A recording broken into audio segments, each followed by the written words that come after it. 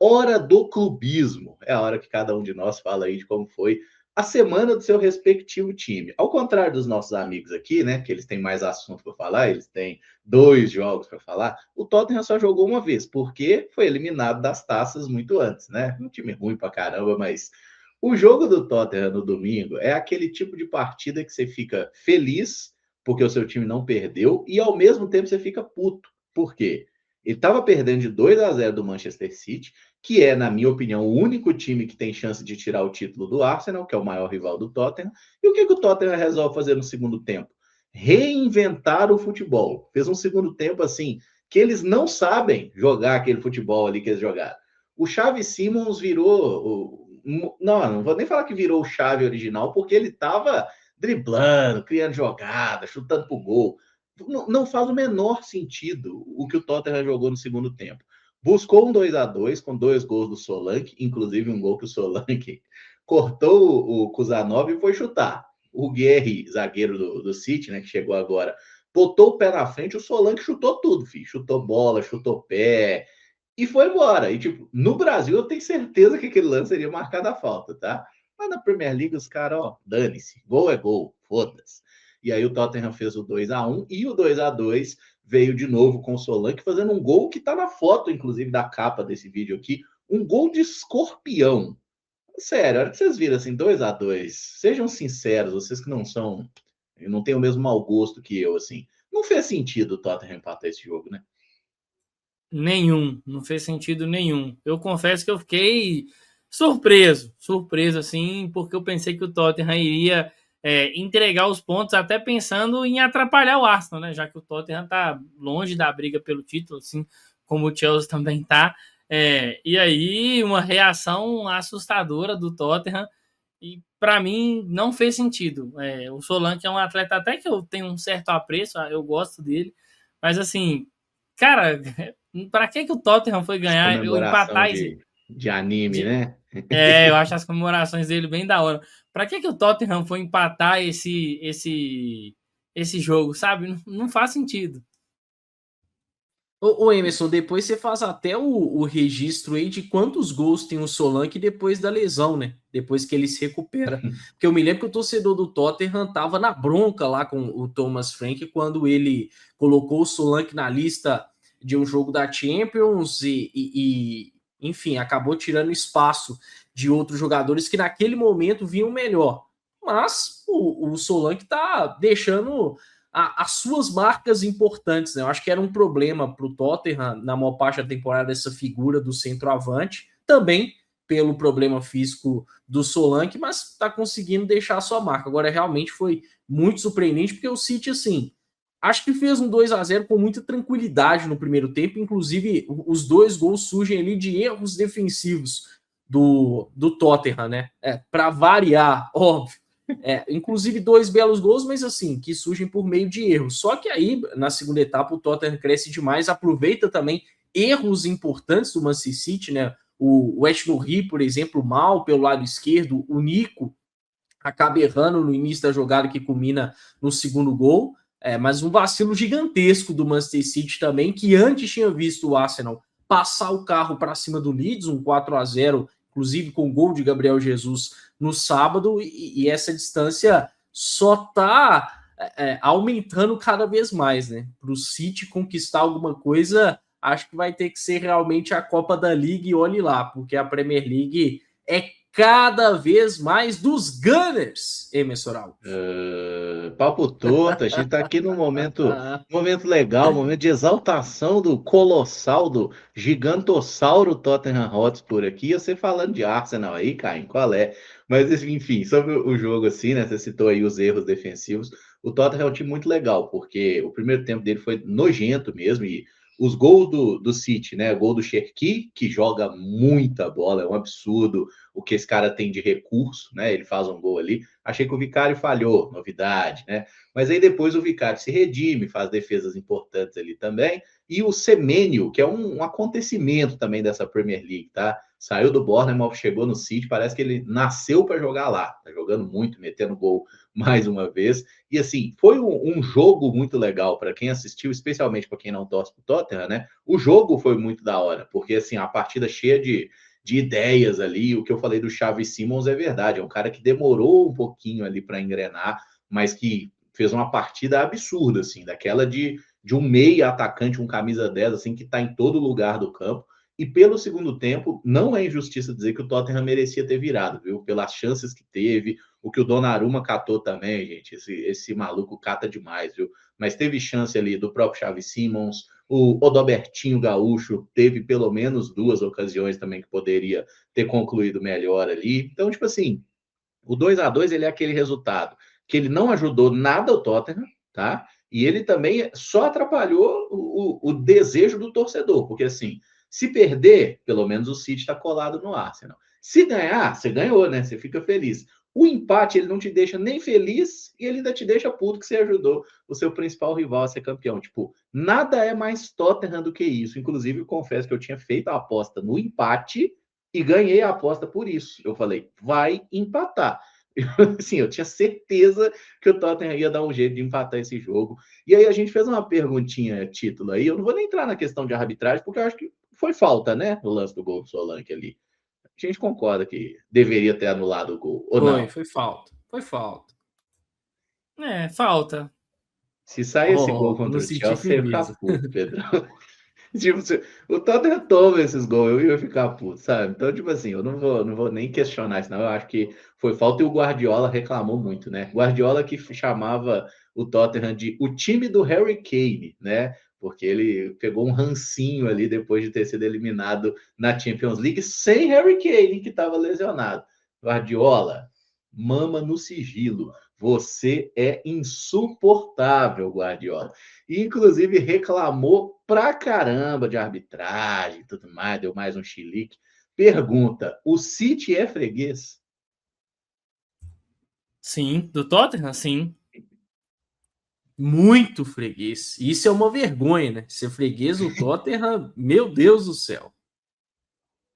A gente é cruzeirense, gente. É uma freguesia tipo o Cruzeiro pro América. Não tem explicação lógica pro quanto o City perde ponto. Teve uma recente aí que chegou na reta final e estava City e Arsenal disputando o título, que teve um Tottenham e City que foi 1-0, que o Son teve a bola do empate no final e o goleiro defendeu, né? Até aquele goleiro que saiu recentemente, então, o Ortega. Mas, assim, foi uma coisa absurda. Assim, a dificuldade que é para o City ganhar do Tottenham. É um time muito melhor. O Tottenham é um horror. Assim, ele não sabe o que ele faz, mas contra o City ele se supera. Ô, Pedrão, a gente está em Inglaterra aqui. O seu Chelsea teve uma semana aí, assim, meio acidentada, né? Assim, a semana do Chelsea, ela começa, né, com um jogo bem maluco contra o West Ham. O Rossenu ali inicia com uma escalação meio mexida, né, para poder preservar alguns atletas, pensando no confronto durante a semana contra o Arsenal, a volta, né, lá no Emirates. E aí, assim, o primeiro tempo do Chelsea é horrível, é um primeiro tempo muito ruim. O Chelsea sofrendo bastante pelo lado esquerdo da sua defesa, né, lado direito do ataque do West Ham, muito por conta, assim, de um trabalho porco mesmo, defensivo, do Garnacho. E aí o Rato, né, que é um lateral esquerdo / zagueiro, com muitas dificuldades, porque ele tinha ali um batalhão de atletas em cima dele e um Garnacho que de nada ajudava. E aí o Chelsea sai do intervalo tomando 2-0. E aí um vídeo assim, tem até um momento legal. Tem um vídeo de um torcedor filmando assim na arquibancada lateral ali próximo ao campo, a torcida xingando muito. E aí o Robert Sanchez, né, goleiro do Chelsea, tipo, grita com os caras: não xinga, apoia, tem mais 45 minutos. E nisso o Chelsea volta ali com algumas mudanças, alguns jogadores considerados titulares, e eu acho que a principal mudança é a entrada do João Pedro no jogo, né? O João Pedro é quem faz o primeiro gol do Chelsea na partida, coloca outra cara para o jogo, tem o Palmer que também entra, tem o próprio Cucurella que também entra no jogo, e aí é o Cucurella quem faz o segundo gol, e aí, cara, no apagar das luzes, assim, já o jogo terminando, uma bola do Caicedo para o João Pedro acha o Enzo Fernandes dentro da área e o Enzo Fernandes faz o gol, né? Se eu não me engano, tá bem próximo, acho que tá a uma participação em gol o Enzo Fernandes de bater mais uma temporada com 20 participações em gols, né? Então mostra a importância do Enzo para esse time do Chelsea. E aí foi aquela festa, o torcedor uma virada, o time voltando, seguindo, vencendo, né? Na Premier League. E uma situação assim que pegou todo mundo muito de surpresa foi a ausência do Estevão. O Estevão acabou sendo liberado pelo Chelsea para viajar ao Brasil por problemas pessoais. O Chelsea não falou, o Enzo Fernandes só falou que, como capitão, né, que mandava uma mensagem para o Estevão, que estava desejando para ele tudo de bom, que o clube apoiava ele, que estava todo mundo aguardando, né, o retorno dele, para ele esperando que ele voltasse bem. Então ninguém sabe o que aconteceu, assim, não tem nada oficial, nem da parte do atleta, muito menos da parte do clube, mas o Estevão esteve de volta no confronto de durante a semana, né? O Chelsea teve um jogo contra o Arsenal no Emirates, o Chelsea tinha desvantagem, né? Tinha perdido o primeiro jogo por 3-2, e aí algumas mudanças, assim, Andrei titular, o próprio o Liam Delap estava também titular, né? Mas aí jogou um pouco mais lateralizado, né? Então já tem uma dificuldade absurda para jogar como centroavante, como ponta, foi ainda pior. E chamou muita atenção, assim, para o lado negativo, vamos dizer, a passividade do Chelsea para quem precisava do resultado. O Chelsea controlou, teve um certo controle, assim, do jogo, né? Não sofreu tanto defensivamente quanto se imaginava que poderia sofrer, principalmente enfrentando o Arsenal no Emirates, com tudo que o Arsenal tem feito ao longo da temporada, mas ao mesmo tempo o Chelsea não conseguia, sei lá, acelerar o jogo como quem está precisando ali de um gol para poder levar essa disputa para uma prorrogação ou para os pênaltis. Acontece que assustou negativamente porque no fim da partida o Chelsea começou a fazer isso. Começou a acelerar demais o jogo, dar muitas jogadas de contra-ataque para o Arsenal, e aí é nenhuma dessas jogadas de contra-ataque, inclusive, que o Kai Havertz marca o gol, né? O Kai Havertz, que é ex-jogador do Chelsea, ele tem uma certa raiva com a torcida do Chelsea, que ela não é justificada, porque a passagem dele aqui, em que pese o gol do título da Liga dos Campeões, é bem ruim, a passagem dele no Chelsea. O Havertz jogou de 10, jogou de 8, jogou de ponta, jogou de 9, e todo mundo culpava o Chelsea por não achar a melhor posição do Havertz. Só que ele jogou em todas do ataque, acho que ele só não jogou na defesa no Chelsea. De resto, em todas as posições ele jogou e não foi bem em nenhuma. Às vezes ele não achou ainda, né, Pedro? Talvez ele não tenha achado. E aí acho que essa semana do Chelsea ela termina dessa forma. Mas um ponto que foi interessante, e até algumas pessoas, eu estava vendo alguns tweets de alguns torcedores ou de pessoas que acompanham o Chelsea lá da Inglaterra, é que assim, foi um Chelsea que sofreu menos defensivamente do que sofreu contra o West Ham, em que pese questão de time mesclado. E aí fica assim uma luz no que diz respeito ao trabalho do Rossellini, mas para mim o principal ponto desse momento do trabalho dele é o quanto ele tem conseguido melhorar algumas peças, e para mim expõe algo que eu até falei aqui no começo do nosso canal sobre o trabalho do Maresca. Cara, o Andrei fez uma baita partida contra o Arsenal, gostei muito do jogo dele.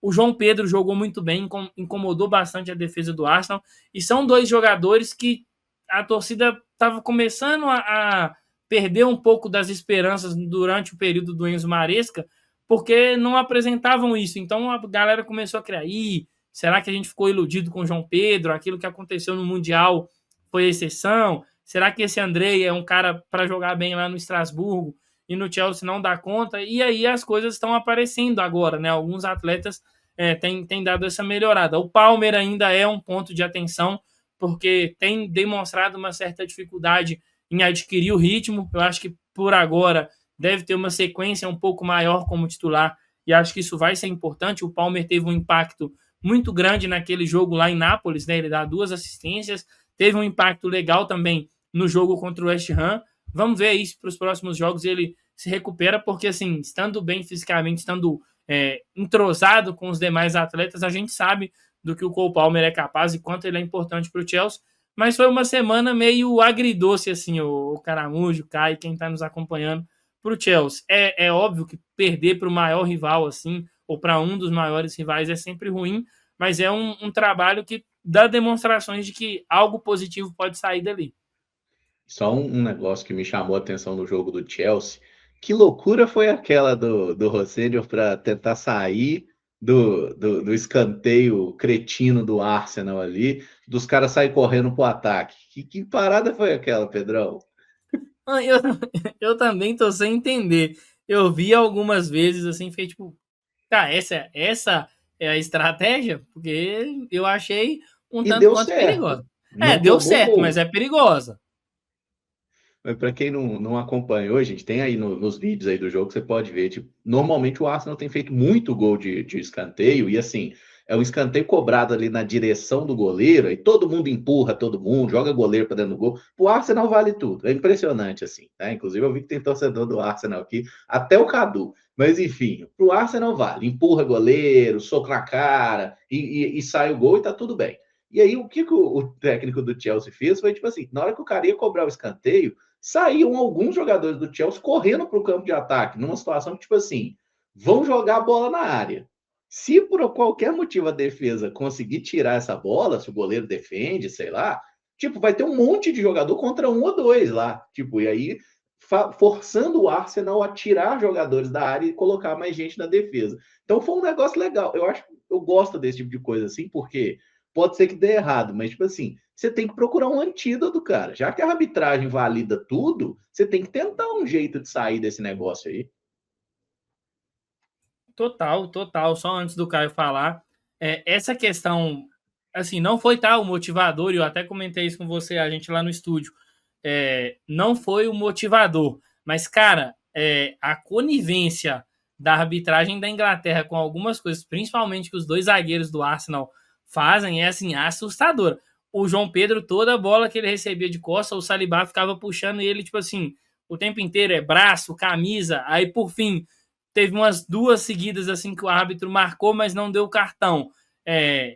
Mudou. Era o Gabriel Magalhães quem ficava ali puxando o João Pedro, né? Então, essa conivência da arbitragem com a bola parada do Arsenal. Aí eu acho que o método, Caramujo, vai ser fazer o que o Matheus Cunha fez com o Ben White, né? O Ben White tentou correr, o Matheus Cunha empurrou ele, assim, ele bateu na trave, se estatelou pelo chão.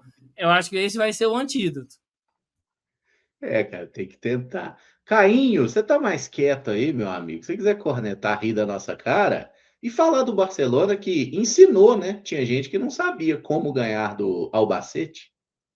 Ah, bom ponto. Não, só para fechar essa questão do Chelsea, eu confesso que dei algumas boas gargalhadas com a comemoração do Havertz, apontando para o escudo do Arsenal. Achei interessante aquilo. Acho que doeu no coração aí de alguns blues, né? Cainho, você tá traíra com a Não gente, doeu hein, nada. cara? Não doeu nada. Depois a gente Muito manda bom. usar a Madrid do nada e você fica bolado, né? Na verdade, nem foi na primeira live, porque foi vídeo gravado, mas o primeiro conteúdo aqui do CEP Futebol, quem veio com camisa provocativa foi o senhor. Só tô dando uma resposta, né? Vai sobrar para todo mundo aqui, ainda mais na hora do clubismo. Mas enfim, meus amigos, Barcelona fez a parte dele na semana. Antes de falar do que aconteceu lá em Albacete, vale falar do que aconteceu em Elche, né? Porque no fim de semana o Barça venceu por 3-1 o Elche em um jogo que facilmente poderia ter sido 7-8-1 para o Barcelona, porque a quantidade de chances perdidas pelo Barça foi uma coisa absurda. E eu até acho que em algum momento o Barça flertou com perigo, não pela famosa linha alta, que, claro, oportuniza muitas chances para o adversário, mas pela incompetência ofensiva, porque o Barça perdeu muitos gols, criou ótimas chances, isso é excelente. É um time que tem muita facilidade para criar boas oportunidades, mas, poxa, deveria ter feito mais gols, né? Foi um 3-1, e para se ter uma ideia, com o Barça finalizando 30 vezes. O XG do Barça no jogo foi de 6,44 e ficou 3-1 para o Barcelona. Mas, enfim, abriu o placar com o Lamine Yamal, em um belo passo do Dani Olmo, e aí vale registrar que o Olmo, nesse momento de lesão do Pedro, vem bem e vem atuando em muitos momentos mais como um camisa 8, conseguiu uma ótima assistência para o Yamal abrir o placar logo no início. Barça teve chance de ampliar, acabou não aproveitando, e aí tomou o empate ainda no primeiro tempo, mas conseguiu fazer o segundo com muito custo, né? E aí com o Ferran Torres. O Ferran Torres é uma coisa inacreditável, gente. Ele tinha acabado de perder 2 chances consecutivas, mandando 2 bolas na trave, e fez um gol mais difícil, né? Ele inicia bem a jogada, acha o De Jong dribla o goleiro, volta para o Ferran Torres e ele faz o gol, mas assim, o Barça produziu para fazer muito mais. A nota ruim do primeiro tempo, além dessa incompetência ofensiva, foi a lesão do Rafinha, né? O Rafinha sentiu dores na perna direita na reta final do primeiro tempo e foi substituído. É uma temporada boa do Rafinha, mas poderia ser melhor se não fossem os problemas físicos, né? Aparentemente não é algo tão grave, mas é mais uma lesão que o Rafinha sofre na temporada. Barça volta para o segundo tempo e mais ou menos no mesmo ritmo, criando bastante, mas perdendo muitos gols. Teve uma chance claríssima, por exemplo, que o Rashford perdeu e o Elche conseguiu também as suas oportunidades. Tem um time até bem jovem, o do Elche, e teve um jogador que me chamou a atenção, que pouco depois foi anunciado no Atlético de Madrid, que é o Rodrigo Mendonça, meio campista de 20 anos. Gostei do que vi, acabou que foi para o Atlético de Madrid. Mas, bom, Barça conseguiu a vitória com um gol do Rashford, né, uma jogadaça do Lamine Yamal, e aí colocou mais uma vez pressão no Real Madrid, que jogou no dia seguinte com o Raio Vallecano, e que sufoco o Real Madrid teve para vencer, né? Venceu por 2-1, mas, enfim, a vantagem foi mantida por parte do Barça. E aí, no meio de semana, o Real Madrid, já eliminado pelo próprio Albacete, não jogou, mas o Barça jogou contra o Albacete, digamos que ensinou ao Real Madrid como bater o fraquíssimo Albacete. Mas aí, mais uma vez, o Barça poderia ter tido um jogo mais simples. Jogou com um time misto, né? Não teve o Rafinha, mas alguns outros jogadores foram preservados. Primeiro tempo tranquilo, e o Barça consegue abrir o placar ainda na primeira etapa com um belo gol do Lamine Yamal, depois de uma pressão bem feita ali pelo Rashford, o De Jong aparecendo bem, tocando para o Lamine e ele fazendo. Barça teve outras oportunidades, mas acabou que ampliou só no segundo tempo, com o Ronald Araújo, né? Foi o primeiro jogo do Ronald Araújo como titular depois que ele teve aquele tempo lá em Israel, né, buscando um refúgio espiritual. Bom, importante, porque é um dos líderes, ainda é o capitão da equipe, por mais que não seja um titular. E aí tudo se desenhava para um jogo muito tranquilo, até que na reta final o Barça sofre, e aí uma jogada que na temporada já sofreu outras vezes, a bola aérea defensiva, o Albacete fez, e o Albacete teve uma chance claríssima nos acréscimos, em que o Gerard Martin tira em cima da linha. Então, assim, não vou falar que o Albacete fez alguma pressão, mas o Barça, mais uma vez, por ter perdido muitos gols, flertou com o perigo. O Barça tem o segundo melhor ataque da Europa, né? Tem 96 gols, mas poderia ser o melhor ataque se não perdesse tanto. De qualquer forma, objetivos cumpridos, né? Liderança mantida em La Liga, venceu fora de casa, avançou às semifinais da Copa do Rei, também vencendo fora de casa. E aí, para mim, a melhor notícia, e geralmente tem sido essa nas últimas semanas, o Lamine Yamal, né? Tem jogado muita bola no alto nível da temporada passada, talvez até um pouco mais maduro, mais objetivo. São 6 participações em gols nos últimos 6 jogos. Impressionante o que está jogando. Tem outros destaques também, falei do Olmo, mas vale falar do Rashford, né? Gente, o Rashford chegou a 10 gols e 10 assistências sendo reserva, ainda em fevereiro. Então, tá querendo aí ser adquirido pelo Barça, vamos ver se o clube vai ter grana. Mas é isso, meus amigos, eu acho que em termos de La Liga, de Copa do Rei, se o Barça seguir jogando o que tá jogando, dá para ganhar. Mas a grande preocupação fica a respeito da Champions, né? É um Barça que precisa ser mais eficaz ofensivamente para competir mais forte. Defensivamente, assim, eu meio que já desisti do Barça ser mais sólido, ainda mais com as peças que tem. Eu tô focando mais nessa questão do ataque.